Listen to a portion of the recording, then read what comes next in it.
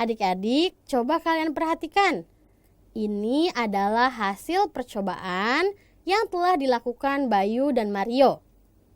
Nah, jumlah dan ketinggian air yang dimasukkan awalnya sama. Namun, mengapa ya hasil akhirnya ketinggian air pada gelas Mario berkurang? Kita cari tahu yuk.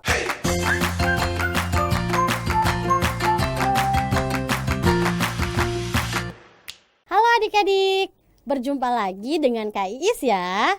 Nah adik-adik, di awal tadi kalian sudah melihat ya, ada hasil akhir dari percobaan yang telah Bayu dan Mario lakukan. Nah, tapi pada gelas milik Mario, ketinggian air menjadi berkurang. Padahal awalnya jumlah dan ketinggian air yang dimasukkan ke dalam gelas Bayu maupun Mario itu sama adik-adik. Mengapa ya bisa berbeda hasilnya? Oke, pada video kali ini kakak akan mengajak adik-adik untuk membuat kesimpulan dari percobaan yang telah Mario dan Bayu lakukan. Nah, tapi sebelumnya adik-adik harus tahu dulu dong, percobaan apa sih yang mereka lakukan? Oke, kita simak ya animasi berikut ini. Nah, adik-adik, sekarang kita akan melihat percobaan yang dilakukan oleh Bayu dan Mario. Nah, adik-adik, kalian juga bisa nih melakukan percobaannya di rumah. Tapi ingat ya, tetap diawasi oleh ibu atau ayah kalian. Nah, langsung saja ya kita lihat.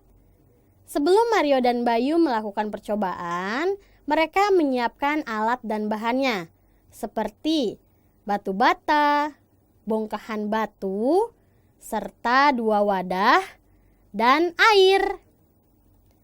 Nah, sekarang coba kalian perhatikan yang dilakukan Bayu dan Mario ya adik-adik.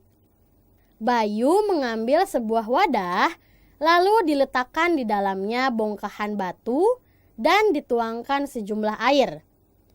Di waktu yang bersamaan, Mario juga mengambil satu wadah lainnya.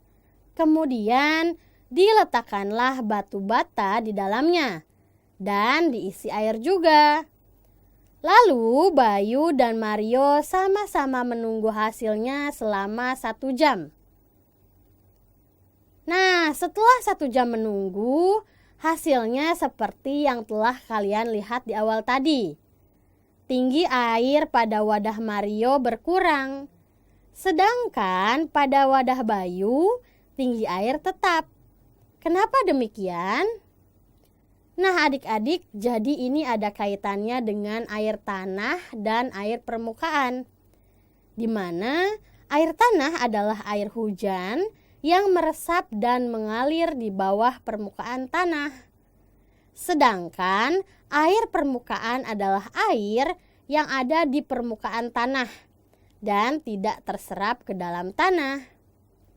Sehingga dari percobaan tersebut, wadah yang berisi batu bata menunjukkan terbentuknya air tanah. Karena adik-adik, batu bata itu terbuat dari tanah liat yang dapat menyerap air. Sebaliknya, wadah yang berisi bongkahan-bongkahan batu menunjukkan terbentuknya air permukaan. Karena batu tidak dapat menyerap air. Nah adik-adik, sekarang kita jadi tahu ya bahwa ada yang namanya air tanah dan air permukaan. Nah, jadi air tanah itu adalah air hujan yang meresap dan mengalir di bawah permukaan tanah.